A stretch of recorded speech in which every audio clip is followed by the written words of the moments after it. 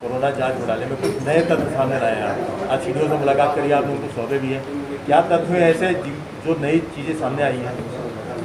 पत्रकार बंधुओं, आज मैंने सीडीओ हरिद्वार, जो कि इस पूरे मसले के आरटीपीसीआर घोटाले के जांच अधिकारी भी हैं, मैंने कल उनसे कुछ कम्युनिकेशन किया था।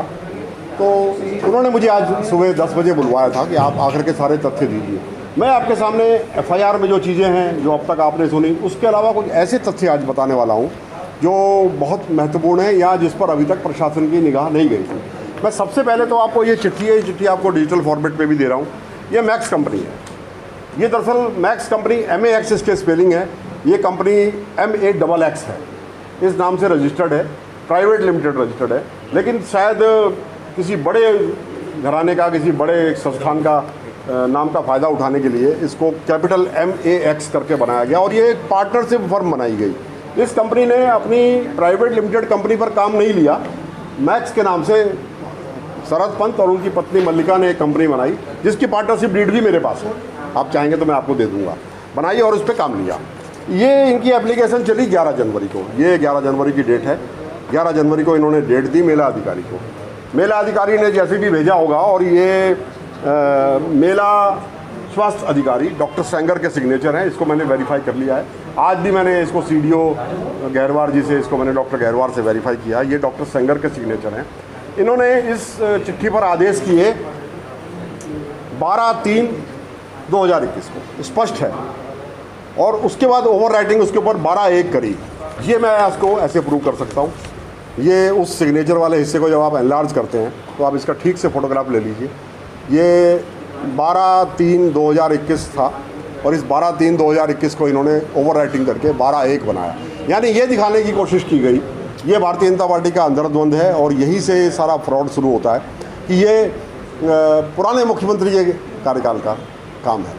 जबकि ये स्पष्ट है कि 12/3 को ये आदेश हुए, लेकिन कहीं से आदेश आए होंगे तो उसको काट के इन्होंने 12/1 कर दिया ताकि ये हो कि ये पिछले मुख्यमंत्री का है। लेकिन मेरे पास जो प्रमाण है, ये फाइल 12/3 को शुरू हुई, भले ही उनकी एप्लीकेशन 11 जनवरी की पड़ी हुई। ऐसा बताया जा रहा है, पता नहीं मुझे सीडीओ की तरफ से बोलना चाहिए कि नहीं, लेकिन जितना मुझसे कहा, मैं तो एक स्वतंत्र व्यक्ति हूँ, कि इसको शायद कोर्ट एग्रीमेंट ही ना माने। क्योंकि इन्होंने जो नलवा से एग्रीमेंट किया था, जो लाल चंदानी से एग्रीमेंट किया था, वो प्लेन पेपर पे किया था। मैंने उनसे कहा कि अगर ऐसा हुआ कि उसको कोर्ट एग्रीमेंट ही ना माने, तब तो ये अधिकारी और भी नप गए। इन्होंने सड़क चलते आदमी को दे दिया, फिर तो इन्होंने एक सड़क चलते आदमी को ठेका दे दिया ना, क्योंकि वो तो आदमी, उसका तो हेल्थ केयर से कोई लेना देना ही नहीं है, उसकी क्वालिफिकेशन ही नहीं है। ये मानते हो कि मैक्स कंपनी इसके लिए अप्राइज नहीं थी, लेकिन उसको काम दिया गया। हाँ, तो जिम्मेदारी जो कि मैक्स कंपनी जिस तरह पल गया और जिस तरह से उनके पार्टनर कह रहे हैं, पूरी तरह जिम्मेदार है और अधिकारी उनके गलत बयानी के ऊपर चुप है। ये बड़ी हैरानी की बात है। वो कोर्ट में सरेआम झूठ बोल रहे हैं। वो कोर्ट में कह रहे हैं कि हमारा टेस्टिंग से कोई लेना देना नहीं है और दोनों के जो एग्रीमेंट है मेरे पास अभी वो भी हैं, आप चाहेंगे तो वो भी दे दूंगा। दोनों एग्रीमेंट्स में, नलवा के साथ भी और दूसरे क्या नाम था उनका, लाल चंदानी, दोनों में लिखा हुआ है कि हमारी हर काम के लिए ज्वाइंट रिस्पॉन्सिबिलिटी होगी। इनके एग्रीमेंट का क्लॉज 5 और क्लॉज 6 है। लिखा कि हम ये काम करते हैं और सरकार ने इसे मान लिया। सरकार ने इसको मान लिया और मान के प्रोसेस, फाइल के प्रोसेस की तरह शरद पंत की। इन्होंने कहा है कि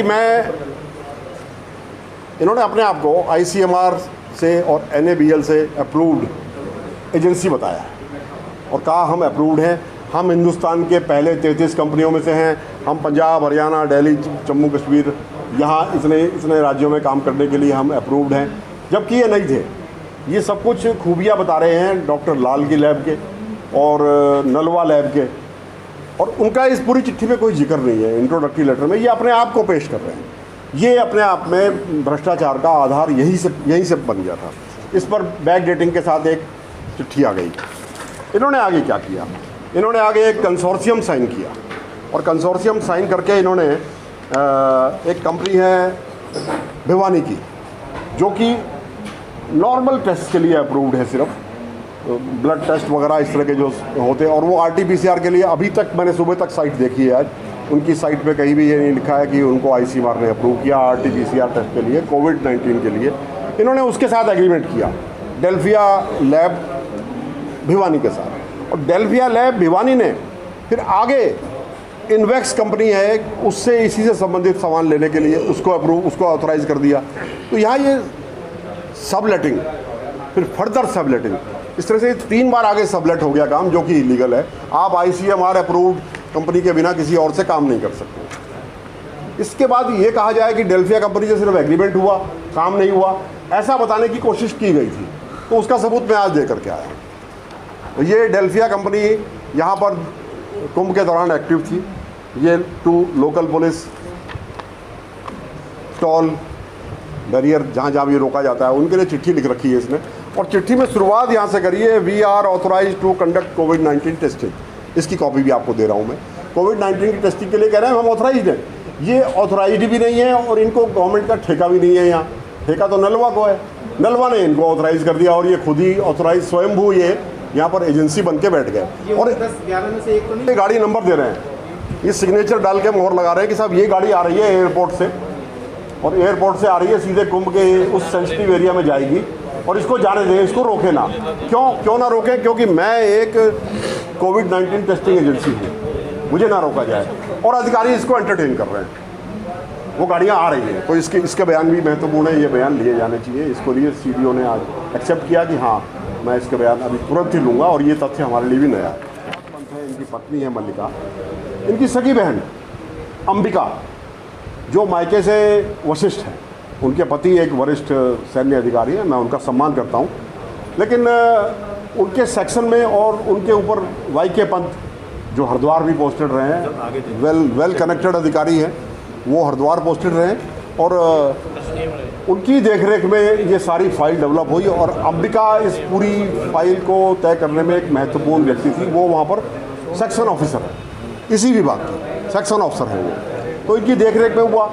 और अंबिका के जो पति हैं वो भी वशिष्ठ हैं, मैं किसी पर आरोप नहीं लगा रहा, तो इस कनेक्शन की भी जांच होनी चाहिए कि अंबिका भी वशिष्ठ है, वो आशीष भी वशिष्ठ परिवार से है, तो कहिए एक परिवार का ही तो मसला नहीं है।